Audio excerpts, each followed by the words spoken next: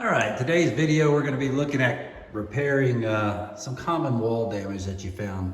For example, in this case, someone has put up and removed a wall mount for probably a flat screen TV and has left some good sized holes in the drywall. Over here we have some areas where the paint, maybe a little bit of the drywall has been damaged by something low like maybe the back of a chair or a couch getting slid around.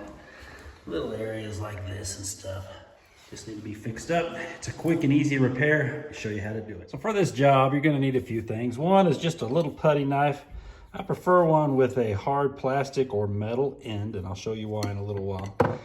You need some type of a drywall spackling or a hole repair. You can get a variety of ones. This one's kind of cool because it goes on pink, and then when it dries and is ready, it turns white. But you can also just use regular all-purpose sheetrock joint compound, or what's commonly called mud in the industry. That's what I like to use. Downside to using this is that it shrinks a little bit, especially on the larger holes. This is probably better for doing the smaller chips, but you could use either one. When I use a joint compound, I don't like to carry around this big bucket. It's heavy, and you have to fight this lid on and off all the time, or else it could dry out at the top. What I do is I transfer an amount that I'm going to use over to a smaller container with a lid on it. You could use just about anything. You could even use a Ziploc bag if you wanted to. But this allows you to have something that's easier to carry around, and something that if it dries out, you didn't lose a lot of material. You can also re-wet this stuff with a little bit of water if it does dry out, but you shouldn't have to do that for a small job like we're talking about today. Next thing you want to do is you want to look at the holes that you have and prepare them to be filled. Sometimes, as is the case here, when people remove something, a little bit of the paper from the sheetrock kind of peels out with it. And the problem with that is, if you're just to take and try to layer on some drywall mud, that paper is going to stick out because it's going to be above the surface. It's going to catch and kind of put a little bit of resistance on the drywall mud. You're going to have a hard time getting a smooth finish. So that's why I recommend that on the bottom of your putty knife that you use a hard plastic or a metal end, because what you want to do is take that end and you want to use some force, and you want to press that hole in and just kind of twist it and grind it so that you're making a dent that pushes that paper down. And that way, when you come back with your drywall mud, it's not going to catch on anything. If there's little pieces of paint, like right here, kind of just barely hanging on, go ahead and get them off, because they're just going to break free eventually anyways.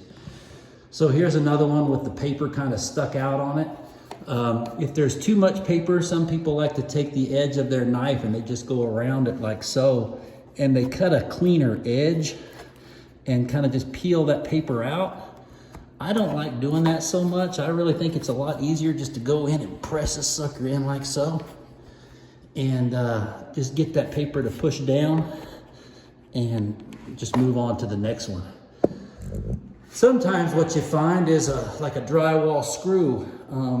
In fact, there's places in this area where the drywall screw is actually just barely under the surface, but it's backed out a little bit.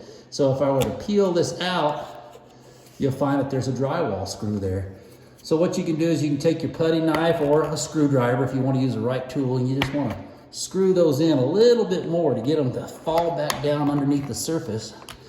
And that way they're not going to stick up when you and kind of protrude out of your mud after you go to smooth it all out. So I'm going to go ahead and take some time to clean all of these up, and then we'll move over to getting them repaired. All right, so with a little bit of compound on the end of my putty knife, I'm just going to go ahead and start putting this in here. You don't have to kill yourself trying to get this nice and smooth, because you're going to come back and you're going to sand it anyways. That's what's going to make it smooth. You just want to make sure you fill the hole really well. You don't have to use a whole lot of excessive material like I am. Usually I do a better job, but also usually I'm not holding a cell phone trying to make this movie here. But we'll get it best we can. And then we'll come back and we'll finish it off with a little bit of sanding paper later. All right, we got these filled. I'm gonna let them dry. And while it's drying, we'll go ahead and we'll start working on this over here. Over here, this is more like paint damage. And some people would just paint right over this, but it's gonna show. You might as well take and fill in this little tiny bit, and it's probably about as thin as a piece of paper between the top of the paint and the drywall. But go ahead and fill it in. It'll look better, and you'll be happier with the job at the end. On this, I'm gonna go ahead and use drywall mud, and I'm gonna make my drywall mud kind of thin. It'll be the consistency of like brownie mix when it's ready to go in the pan. Now, if you guys don't make brownies, that reference isn't gonna mean a whole lot to you. Maybe a better reference would be like icing, but you know it's right when you can scoop some out and turn it over and it doesn't just fall off even with a little bit of shaking. That if it does fall off, it's too thin. And then I'm just gonna come on up here and I'm just going to just wipe it on. Again, I'll be coming back and sanding this, but since these are really shallow, I can go ahead and smooth them out. Just when I smooth, I want both edges to bridge across the hole. I don't want to go across the middle and make a line in it. I want to go all the way across, and you can go from any direction that makes you happy. Just want to get it in there and make it nice and smooth. So I'll just keep going across these. I know it looks messy now. It'll look a lot better after we sand it. It'll look way better after we paint it. Now, if you are in an older house that maybe you didn't have the paint, the original paint for, this would be a good time to go ahead and get yourself a paint sample. And the way to do that is just to take your putty knife and to cut out a little square and peel it up carefully. You only want to get it about paper thin, and you're just taking enough to take into the paint store so that they can do a color match. It may not be exact, but it'll be pretty close. The other thing you can do is just repaint the whole wall. A lot of people are preparing for a new color anyway, so trying to match the paint that's originally there doesn't really matter a whole lot. But you choose what the situation is and figure it out from there. All right, so I've got those little holes filled. This will dry pretty quick since they're so shallow. You'll know it's dry when it looks kind of like the color of chalk. When you're trying to choose the color of the paint, another important thing is the sheen. You want to get the sheen right, because if you don't, it shows at an angle. For example, this wall's been repaired. You can't see it from this angle, but as I rotate around, it'll become apparent because the sheen of the paint is different, you see. So these three spots really show up from this angle. As I rotate back around, it kind of disappears. So getting the sheen right is important. When you're done using your little putty knife, go ahead and take the time to rinse the sucker off. If you don't, it's going to dry on there really hard, and it's going to be hard to get off later. So just get it under the water, rinse that off. You'll be a lot happier later. And also dry it off. Otherwise, you'll be left with little rust spots like whoever used this one before I did. That's no fun. All right. This compound has had a chance to dry, and it's time to go ahead and sand it down. Now, I've already sanded this one nice and smooth. What you're trying to do is make sure that you just get it flat like the wall. So I recommend using a sanding block because it keeps your sandpaper flat. If you use just regular sandpaper, you have the tendency to press in with your fingers, and that can sometimes make a divot in the area you just repaired, and it won't seem flat. Now, we overfilled this, so you don't want to just be real aggressive and hit this from the side, because you'll probably just pop the repair right out of the hole. So you want to start on top and just make little circles, gentle pressure, and work your way down until it's nice and smooth. And then we'll do the same thing for all the others.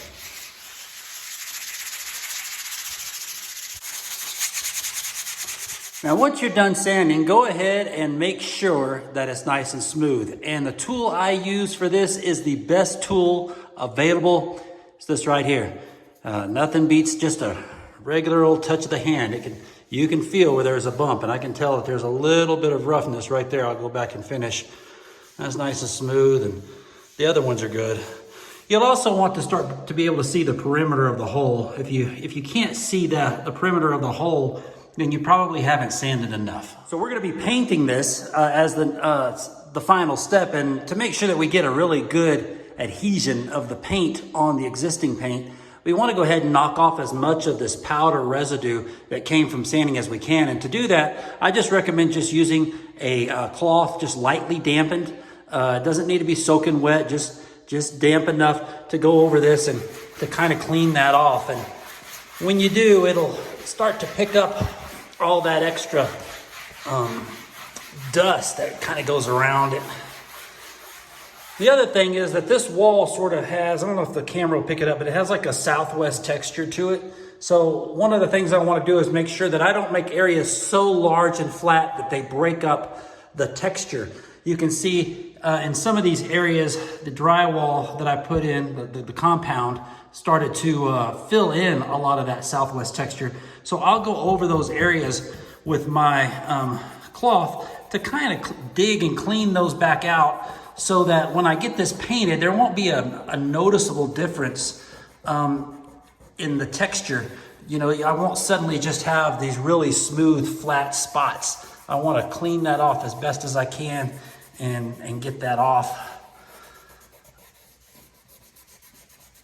So now I've got everything cleaned up. I can just kind of go to the side here and see that it's nice and smooth. It should, after painting, blend in very nicely. We'll just have to see how that looks. Okay, I'm about to paint the accent wall here, where we did a little bit more repair. So this is what it looked like before painting, and I'll show you what it looks like afterward. Okay, paint's dry enough where I can make the video, and as you can see, it's all cleaned up. Looks a lot better. Thank you for watching. Please like and subscribe so I can move to Belize. Okay, so here's the finished product after painting. You can see that it's all blended and you can't see the holes anymore. Appreciate you watching this video. If you would please like and subscribe to this video, maybe YouTube will start paying me and I can one day move to Belize. I appreciate your time. Thank you. Bye-bye.